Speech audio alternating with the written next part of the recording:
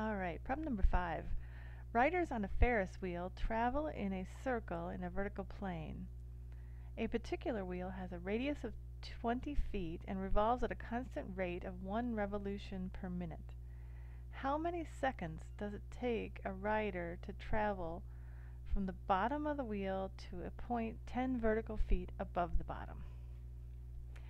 All right, well, before I solve this problem, let me give you a hint. Um, if you had trouble with this problem, it may be because you don't know certain information yet. I usually don't try to put, I try to put problems on my problem sets that, 6th, 7th, and 8th graders could solve that really don't require any special mathematical knowledge other than, basic arithmetic and, things that you would get in pre-algebra. But this one actually requires something a little bit more. So let me give you that information first, and then you might want to spend some more time and try to solve it. Okay? There are certain triangles, a couple in particular, that have special relationships, particularly right triangles. Okay? And one is the 45, 45, 90 triangle. Okay? So if you have a triangle that has angles of 45, 45, and 90 degrees, then the ratio of the sides are 1 to 1 to the square root of 2. Okay, so you can scale this triangle, up or down any way you want to, but the ratio of the sides is going to be 1 to 1 to the square root of 2. Okay, square root of 2 being the longest side, being the hypotenuse. All right, and the other special triangle that's good to know is the 30, 60, 90 triangle. Okay, so if you have a triangle where this is 30 and this is 60, and that's a right angle, then the ratio of those sides is 1 to 2 to the square root of 3. Okay, 2 being the hypotenuse because it's the longest side. Obviously 2 is the square root of 4, which has got to be greater than the square root of 3. So you can always tell which one is the hypotenuse because it's going to be the longest. So the ratio here is 1 to the square root of 3 to 2. Alright? And again, you can scale it up and down. So if this length were 10, and then this length would be 20. Okay? And this would be 10 times the square root of 3. Or if this was a half, then this would be 1, and this would be the square root of 3 over 2. Okay? So, and you can actually go both ways. If you know the angles, then you know the ratio of the sides, okay, for 45, 45, 90 or 30, 60, 90. And, but you can also go the other way. If you know the ratio of the sides, then you can figure out that what the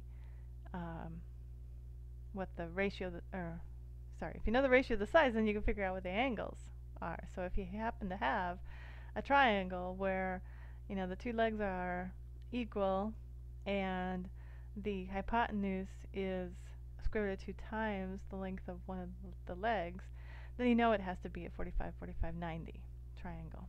And the same way here, if you get, one leg that's twice as long, or if the hypotenuse is twice as long as the leg, or if it's if the hypotenuse is twice as long as one of the legs, then you know it has to be a 30, 60, 90 triangle. Okay, so that's the special information that you may be able to use to solve this problem. Now you won't need both of these. I gave you both of these, but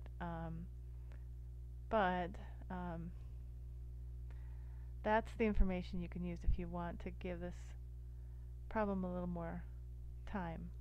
Give it another try. Because now I'm going to go ahead and solve the problem. Okay? And what I'm going to do, I've got a picture over here, but I'm actually going to draw a little simpler picture. I'm just going to draw a circle to represent the Ferris wheel. And let's just put on here what we know. We know that the radius is 20 feet. Okay, and I always have to go back and check. It does say radius and not diameter. sometimes, they'll say diameter and then you think, oh, radius, and then no, it's so it is the radius. It's 20 feet, and um, it doesn't matter, where the radius is. We could also put a radius here going straight down to the bottom, and that would also be 20 feet because the radius is going to be constant all the way around. That's just the definition of a circle. It's the set of all points that are equidistant from a center point, right? And so let me also draw a line tangent to the bottom of this circle. Pretend that's tangent right there. Okay.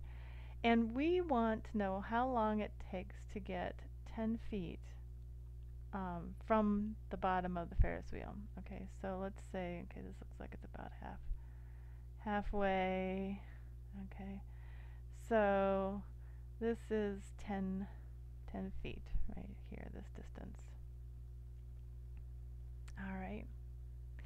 And I've drawn this line here parallel to this line on the bottom. So, this is going to be a 90-degree angle here. If this one goes straight down and is perpendicular to the bottom, then this one will also be perpendicular to this line.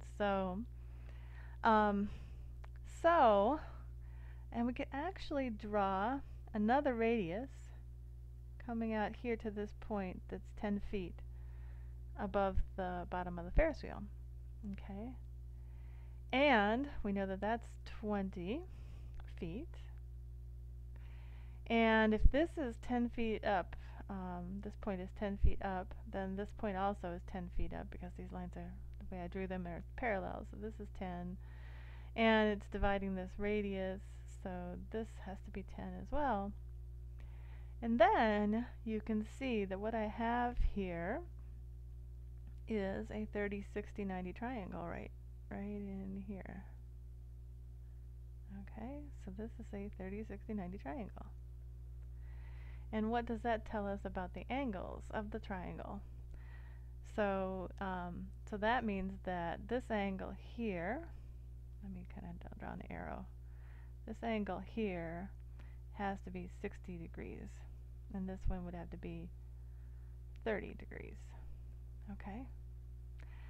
So, so that tells you that in order for a rider down here at the bottom to travel along the circle and get 10 feet off the ground, it has to follow this arc right here, right? And that arc sweeps out a 60-degree angle, okay? And I know that 60 degrees is just 1/6 of a revolution, right? Because there's 360 degrees in a revolution, so 60 over 360 is 1/6 of a revolution. Alright. And if we're traveling at 1 revolution per minute, that's 1 revolution in 60 seconds. So 1/6 of a revolution would then just be 1/6 of 60 seconds, which is equal to 10 seconds. Okay? And that is the answer to this problem. And the key thing was to recognize that this is a 30, 60, 90 triangle, and then recognize that this arc sweeps at a 60-degree angle. Alright? And it's interesting too because I gave this problem to some of my students, and one of the common answers I got was 7.5. And I think what they were thinking was that, if the radius is 20 feet, then the vertical distance to the top is 40 feet, and so this is 20 feet up.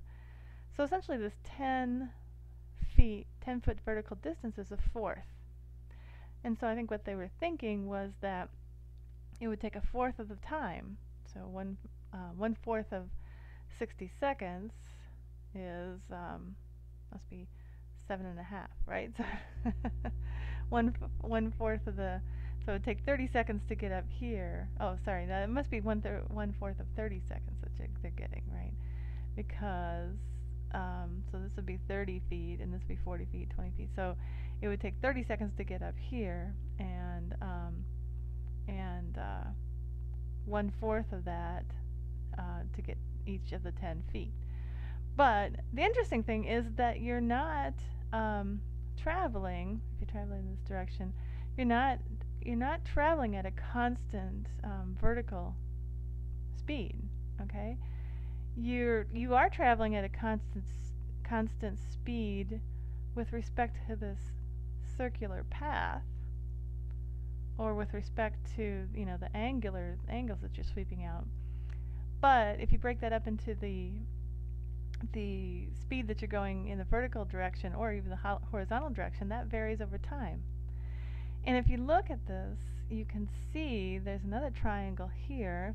If you were asked to find out, how long does it take you to get from 10 feet off the ground to 28 feet off the ground? Well, this is a 30-degree angle, right? Because 60 and this makes a 90-degree angle right here. So 60 and 30 is 90, so this has to be a 30-degree angle, which is what, 1/12. So this is going to take 5 seconds here to go from 10 feet up to 20 feet. Okay, so it took us 10 seconds to go to go this distance, and then 5 seconds to go this distance. Okay, and if you were to draw your vertical altitude over time, you would get something like this. Let me draw this. So let's say this is time, and this is the vertical distance. We'll call it y. Alright? And so you're starting down here at 0, and you're going to end up here at 40, up here at the top. And then, of course, you reverse direction and come back down. So, but you start out, and then you go faster, and then you slow down, and then you reverse direction, and then you're going in the opposite direction here, so that's why has a negative slope, and then you come down, and then you'll end up back at, this is 0 distance from the bottom. Okay, you end up back here, and you can see that the time it takes to go from 0 to 10 is much less than the time it takes to go from 10 to 20, and then from 10 to 20, you're gonna take this same amount of time as you took from 10 or from 10 to 20, and then again you're gonna take another 10 seconds. So you're gonna go take 5 seconds to get to this 10 feet. What did I just say?